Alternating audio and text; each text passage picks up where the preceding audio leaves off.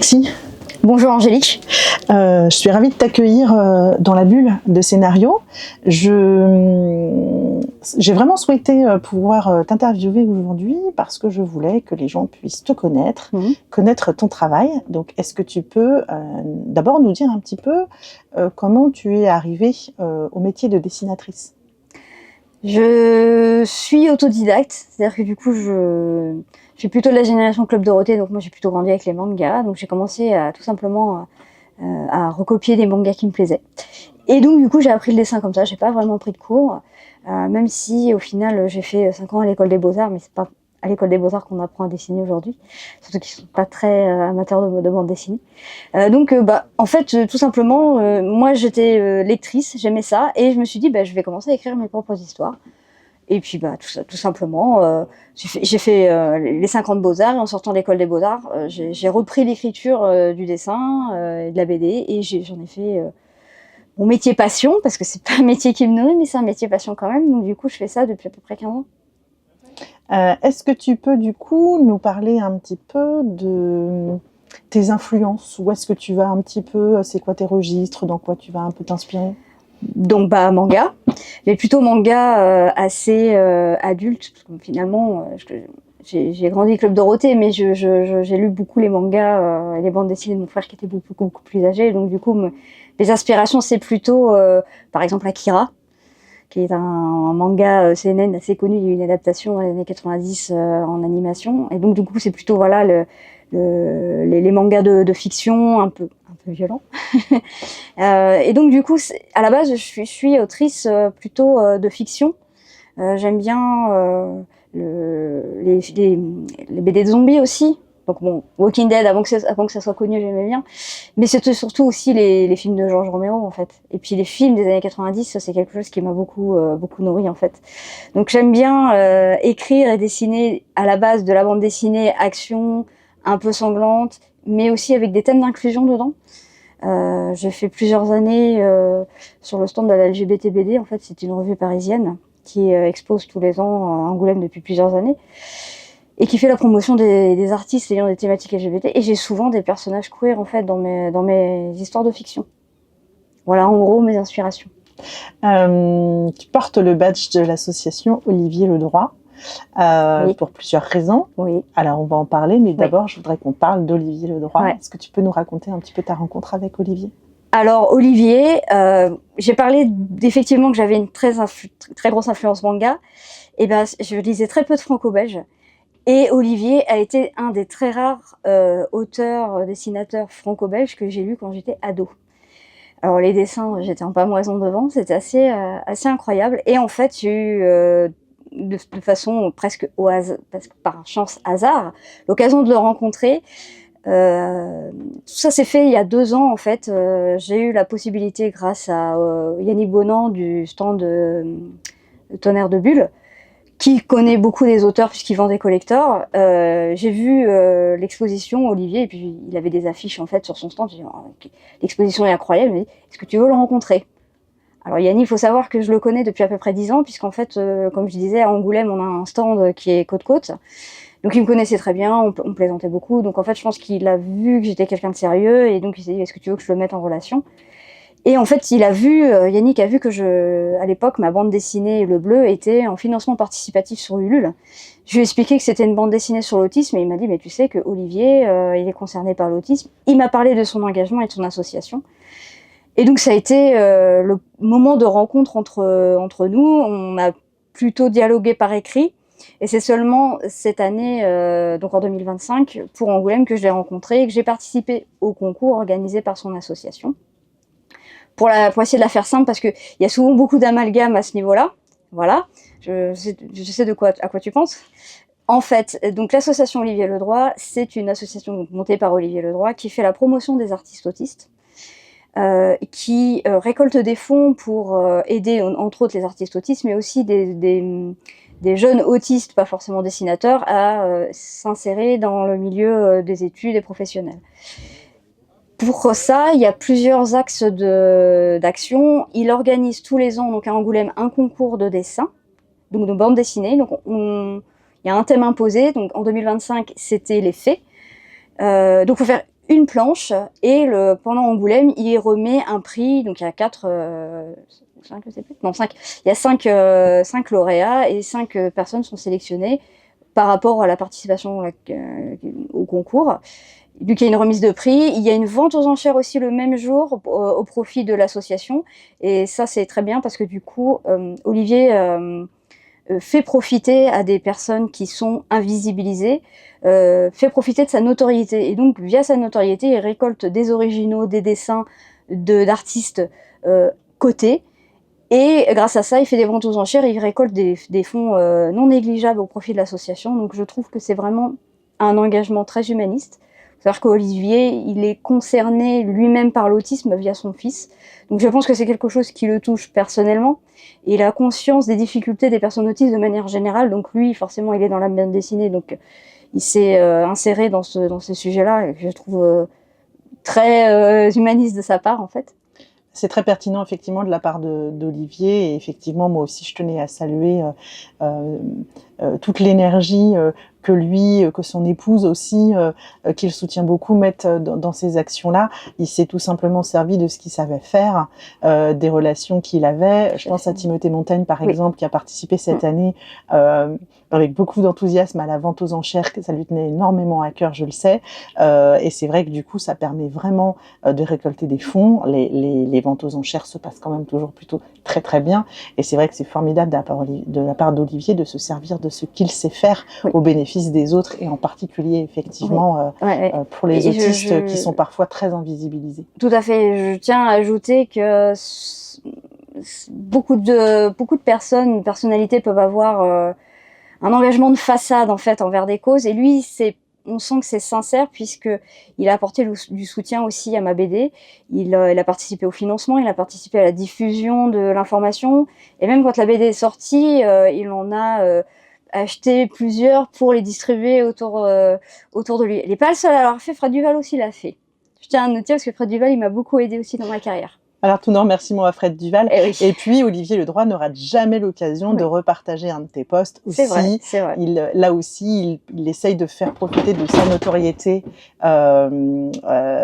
pour soutenir effectivement le travail de jeunes artistes comme toi. Effectivement, c'est tout à son honneur. Et puis, je tenais aussi à saluer Frédéric et Céline qui participent aussi tous les ans avec Olivier, qui pour la CCI participent à toutes ces ventes aux enchères aussi, qui mettent beaucoup de cœur et beaucoup d'énergie. Et c'est des gens qui font vraiment un travail formidable qu'on voit pas assez. Donc je crois que toi et moi on est d'accord pour dire qu'aujourd'hui on peut leur rendre ce petit hommage, effectivement. Et donc tu as reçu un prix, toi. Alors pas le premier, contrairement à ce que beaucoup pensent. Non. Alors il y a un énorme amalgame autour de ce prix. Pourtant je passe mon temps à essayer de débunker l'information. Il faut savoir que le prix décerné à Angoulême par l'association Olivier Ledroit, c'est un prix en off. Non, je n'ai pas reçu un fauve pour ma BD. J'ai reçu un prix de l'association Olivier Ledroit. Effectivement, je suis arrivée 4e et pas première. Honnêtement, je m'en fous. Enfin, moi, à titre personnel, je m'en fous. C'est-à-dire que du coup, pour moi, la remise de prix, ça a été quelque chose d'incroyable. Comme j'ai expliqué lors de la remise de prix, contrairement aux autres lauréats qui ont toutes leurs qualités, c'est pas la question. C'est que moi j'ai 40 ans et les autres lauréats ils ont une vingtaine d'années. Donc en fait j'ai quand même quelques années de bouteille derrière moi et quelques années de galère. Et de me voir mon travail récompensé par un dessinateur que je lisais moi quand j'avais 17 ans, c'est quelque chose d'incroyable. Donc que je sois première ou pas, c'est pas la question. C'est le geste qui m'a vraiment, je pensais arriver à me retenir, j'ai pleuré. J'ai vu la salle, c'était sincère, hein, c'était vraiment tout le poids de ces années de galère où je me suis dit mais c'est incroyable ce qui m'arrive en fait d'avoir un auteur d'une telle notoriété et donc j'aime le travail qui reconnaît simplement ma participation, qui m'en a fait un éloge, et je trouve qu'il a réussi à saisir l'essence des qualités dans chaque lauréat en fait. À chaque fois il avait un mot gentil et dire ça c'était bien, ça m'a plu et tout. Quelle que soit la qualité graphique, ils avaient tous effectivement quelque chose à apporter sur la question du thème imposé, mais aussi du handicap de manière générale.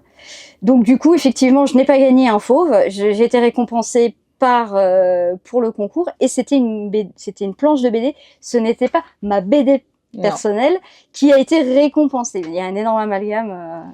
je pense que vous ne ferez pas. Non, je te confirme. Comme ça, la vérité est rétablie. C'est ça. Justement, parlons-en de ton album, Le Bleu, oui. Qui est donc auto-édité. Est-ce que tu peux nous expliquer ce choix de l'auto-édition? C'est un non-choix. C'est-à-dire que, voilà, ça fait 15 ans que je fais de la BD. Pour être tout à fait honnête, la BD, comme n'importe quel secteur d'activité, c'est un business. C'est un business qui est en crise actuellement. Les éditeurs, encore plus qu'à une certaine époque, ils font confiance à leurs valeurs sûres. Alors, que ce soit les scénaristes ou les dessinateurs qui vont vendre. Moi, je suis pas connue. Donc, pour me faire une place, c'est déjà très difficile. Deuxièmement, je ne sais pas me vendre. C'est-à-dire que du coup, ça fait partie de l'autisme. Il faut faire des dossiers éditeurs. Et pour faire des dossiers éditeurs, il faut soigner la présentation plus que le fond. On va pas se mentir, c'est comme un entretien d'embauche. Il faut soigner plus la présentation que le fond. Ça, je ne sais pas le faire. Donc en fait, j'ai déjà essayé de faire des dossiers éditeurs, mais probablement que je m'y prends mal. Et je sais qu'en fait, ils en reçoivent combien par jour, je ne sais pas, mais pléthore. Ils n'ont pas le temps de se pencher sur un dossier qui, pour eux, ne présente pas professionnellement. Donc j'ai essayé, et en fait, le truc, c'est que attendre des mois pour ne pas avoir de réponse, c'est trop démotivant. Donc en fait, mon choix est un non-choix. J'ai décidé, bon, bah, puisque de toute façon, on ne me donne pas ma chance, je vais la saisir autrement. Donc auto-édition depuis, bah, pour l'instant, toujours, quoi. Eh ben, espérons en tout cas que peut-être au fur et à mesure de tes albums, effectivement, les maisons d'édition se rendent compte qu'effectivement, il y a un vrai potentiel, parce qu'il y a un vrai potentiel.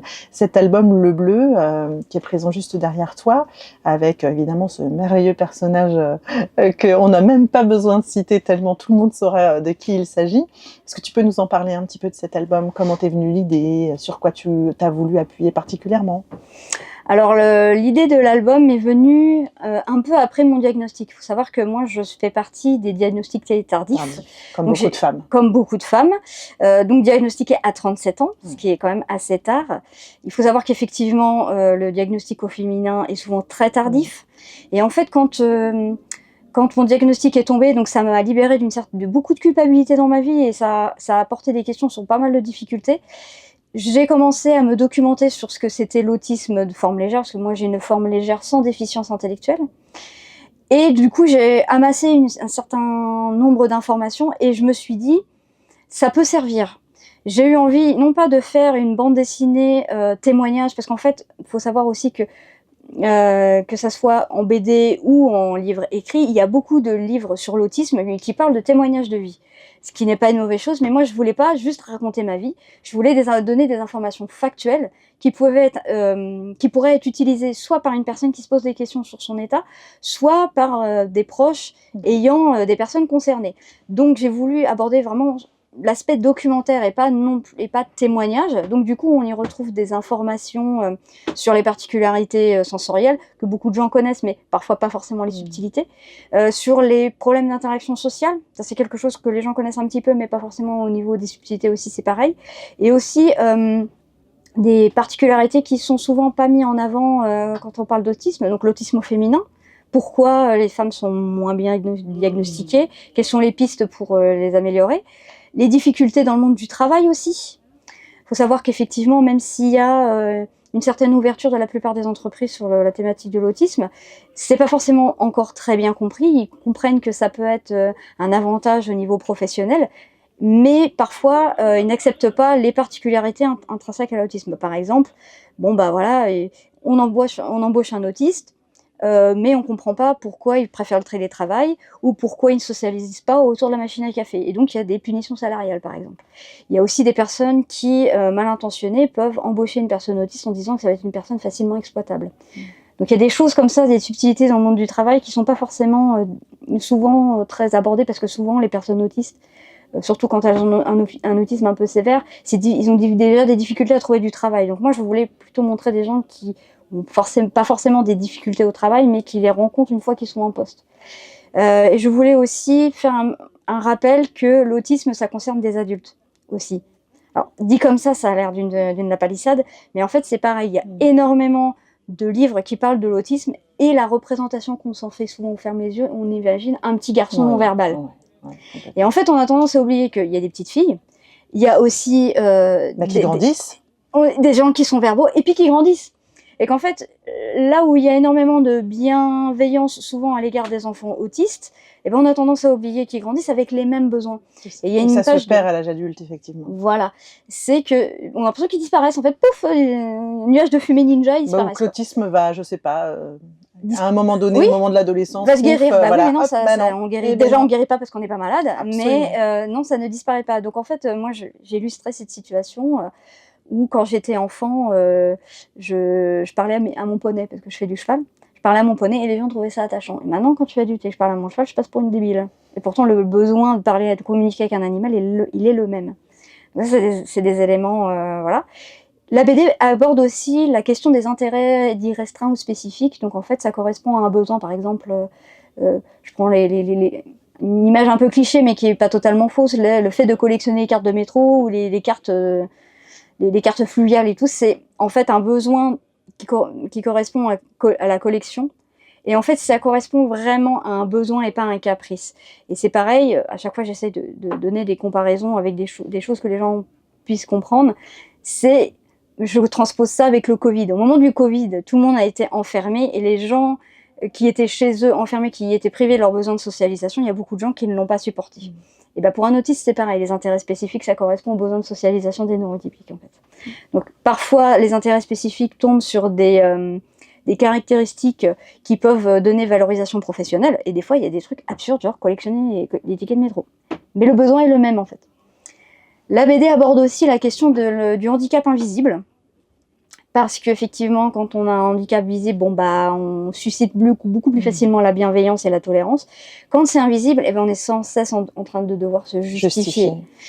Et il y a des situations, s'il n'y a pas de pédagogie qui est faite autour, il y a beaucoup de jugement, par exemple. Et ça, je le retranspose aussi à un autre handicap.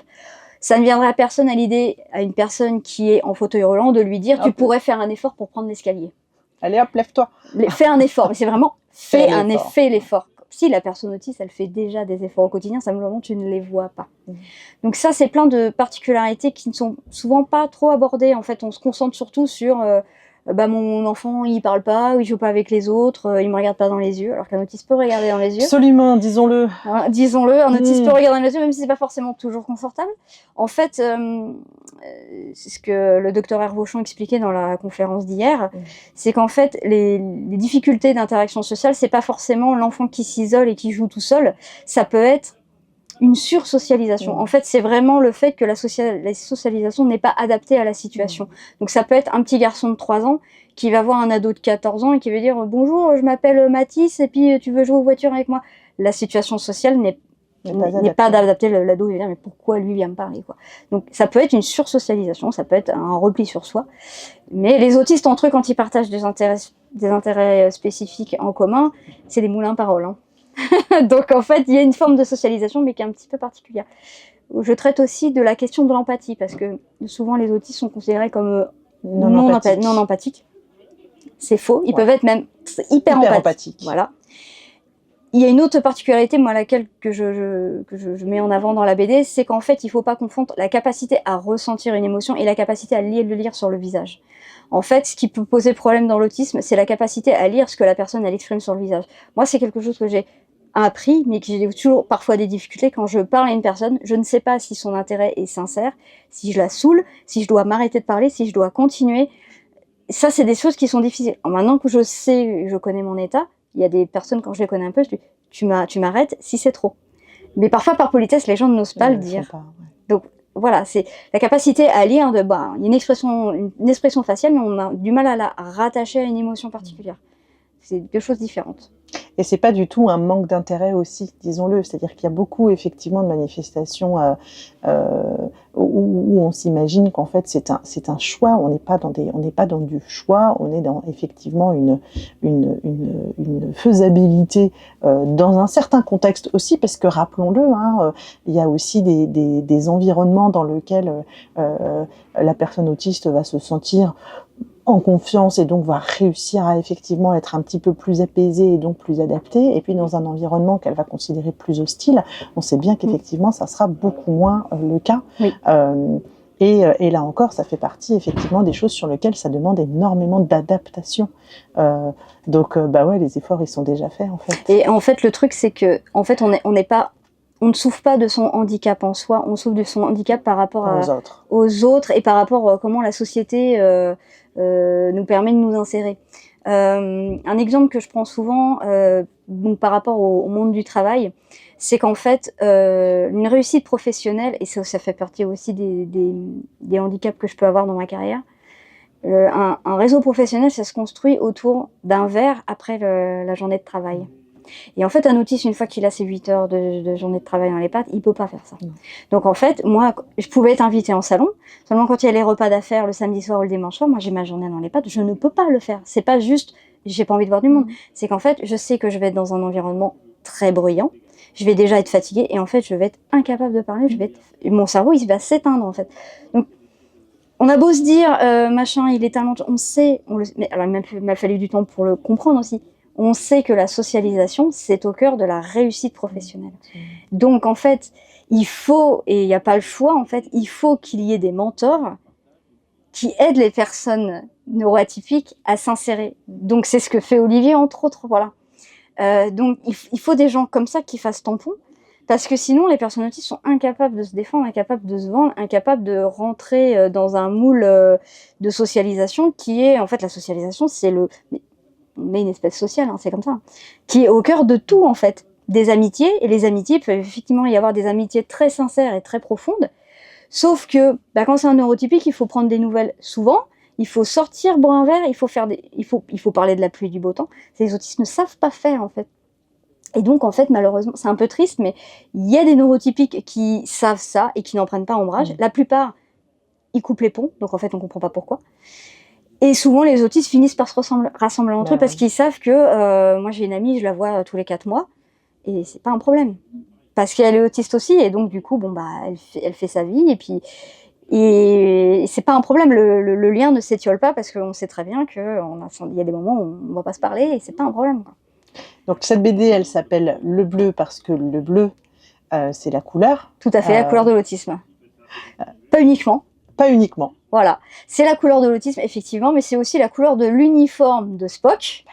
Donc le personnage qui m'accompagne en duo dans la BD, qui est astrophysicien. Et en fait, le bleu, c'est la couleur des officiers des sciences. Donc en fait, comme il est astrophysicien, il est habillé en bleu. Donc je trouvais que le rapport était vachement bien. Effectivement. Aujourd'hui, donc, la bulle de scénario, elle est installée au festival BD de Dieppe.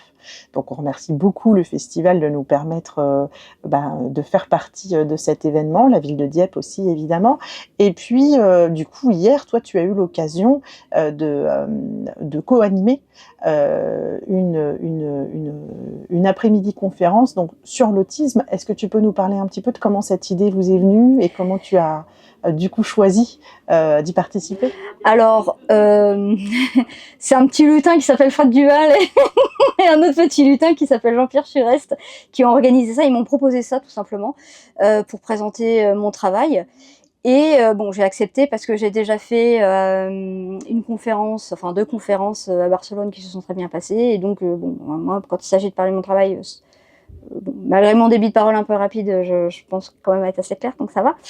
Et donc du coup, j'ai eu par contre l'idée de faire venir le docteur Hervauchon, qui est une psychiatre spécialisée dans l'autisme. C'est elle qui m'a diagnostiqué en fait, tout simplement. C'est plus ma thérapeute actuellement parce qu'elle a changé elle a décidé de se concentrer sur la recherche, notamment sur l'autisme féminin. Et donc du coup, j'ai voulu la faire venir en première partie pour qu'elle présente un petit peu des particularités de l'autisme féminin pour que l'audience qui n'est pas forcément formée au sujet puisse avoir quelques billes. Je faisais la deuxième partie justement pour présenter la BD, donc pourquoi le bleu, pourquoi Spock, parce qu'on n'en a pas parlé, mais Star Trek c'est une série qui est très inclusive. Alors au fil des séries, parce qu'il y en a plusieurs, il y a souvent des personnages handicapés de manière générale. Donc on a une personne qui est aveugle, une personne qui est en fauteuil roulant, une personne atteinte de nanisme aussi, mais où il y avait 3 personnages avec des traits autistiques très importants. J'ai sélectionné Spock parce que c'est mon préféré déjà, et parce que c'est vraiment, c'est un peu une vedette au niveau de la communauté autiste en fait, parce que c'est un passionné de science.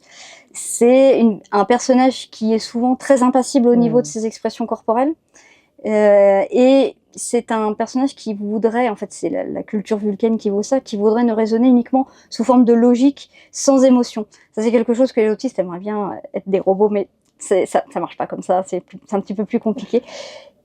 Et c'est un personnage aussi qui est donc très attaché donc aux sciences, à ses intérêts spécifiques. En fait, ses intérêts spécifiques, c'est la science. Il n'empêche que même si c'est un personnage qui est considéré comme le plus intelligent du vaisseau, ça reste le bras droit du capitaine. Il n'est pas capitaine lui-même. Et en fait, quand il s'agit de rond de jambe diplomatique, c'est le capitaine qui prend le relais, parce que le capitaine, il est très sûr de lui, il est un peu bagarreur, il est un peu beau gosse, il est un peu rebelle, et en fait, il passe beaucoup mieux quand il s'agit de faire de la diplomatie. Et pour moi, c'est un exemple d'inclusion au sein d'une équipe, parce qu'en fait, parfois, il rencontre des difficultés, notamment sociales, avec certains membres de l'équipe qui ont du mal à comprendre en fait qu'il ne fonctionne pas comme eux, parce qu'à la base, c'est un alien. Mais c'est un prétexte, hein. La science-fiction prend toujours des prétextes pour parler de notre société. Et donc, du coup, parfois, il entre en contradiction avec d'autres personnages qui ont du mal à se rappeler qu'ils fonctionnent différemment. Mais c'est un exemple pour moi d'inclusion, puisque parfois, sa façon de voir le monde, sa façon d'analyser une situation sort l'équipe de situations inextricables, parce que eux, ils ont une façon de fonctionner très terre à terre, et lui, il amène une diversité et une façon de voir le monde différemment qui fait que ça trouve la solution. Et c'est ça qui est génial dans Star Trek, c'est que tout le monde apporte sa petite pierre à l'édifice. Et c'est une société, une série utopique, hein, là, on est d'accord, hein. Mais un peu d'utopie dans le monde d'aujourd'hui, ça fait du bien. Pas de mal. Donc du coup, voilà, tout simplement, Spock a été choisi. Donc j'en ai parlé un petit peu durant la conférence. Et puis après, j'ai présenté un peu plus des pages de la BD, notamment les particularités qui sont pas trop évoquées généralement dans d'autres œuvres. En troisième partie, ça c'est une idée de Jean-Pierre, de faire venir une association diepoise qui s'appelle TSA, tout simplement Autistes. Donc, il y avait 3 représentantes qui étaient là, qui sont les fondatrices de cette association-là. Et pour leur intervention, je leur ai dit, ce qui pourrait être intéressant, c'est que vous choisissiez un livre de référence à présenter. Donc elles ont chacune présenté un livre qui pour elles représentait quelque chose d'important et qui apportait quelque chose, d'une information complémentaire. Il n'y a pas eu la différence invisible qui a été signalée, la différence invisible de Julie Daché, qui est la BD référence, on va dire, sur l'autisme, qui est une BD de témoignage, qui a fait se questionner beaucoup d'autistes sur leur situation, moi y compris, parce que ma psychiatre, elle m'a fait du coup en me disant « lisez cette BD-là, c'est de la BD, ça va vous intéresser ». Et c'est là que le petit vélo s'est mis dans la tête. Il y a quand même des trucs, voilà. Mais c'était bien de présenter, je pense, d'autres ouvrages, parce que c'est vrai que la différence invisible, on la ressort à chaque fois. Donc, mais il y avait quand même un livre de Julie Daché, mais un documentaire, pas une BD. Après, il y a eu un temps de discussion avec le public. Et quelque chose qui m'a beaucoup frappée, c'est qu'à chaque fois qu'il y a des conférences comme ça sur l'autisme, le temps de questions pour le public, c'est pas vraiment des questions. C'est qu'en fait, on se rend compte qu'il y a énormément de gens dans l'assistance qui viennent et qui sont en situation de souffrance. Une forme de témoignage. C'est plutôt du témoignage. En fait, ça tourne au témoignage. C'est que les gens, en fait, ils ont un besoin de s'exprimer, un besoin de rencontrer des gens qui ont les mêmes difficultés qu'eux. Alors souvent, c'est soit des concernés en cours de diagnostic ou en cours d'attente, donc ils sont dans une souffrance épouvantable. Soit c'est des parents, en fait, qui essayent de trouver Et moi, je comprends le besoin, mais en fait, je me dis, je suis auteur de BD, j'ai pas de solution à vous apporter. C'est horrible parce que c'est des gens qui se déplacent, voilà. Et je me dis, mais je suis pas psychiatre, je peux pas vous aider. Et du coup, le fait qu'il y ait une association qui soit là, j'ai trouvé que c'était un bon équilibre, puisque moi, les solutions que je peux pas leur apporter parce que je suis juste auteur de BD, et bien du coup, ils rencontrent quand même des regroupements de personnes. Et donc du coup, a priori, moi, les retours que j'en ai eus, ça a apporté un certain soulagement de se dire, bon, bah, il y a des personnes, il y a une association qui, même s'ils ne peuvent pas accélérer mes démarches, vont me permettre de partager avec d'autres personnes qui vivent ça, et qui vont peut-être me donner des astuces pour mieux vivre ma différence.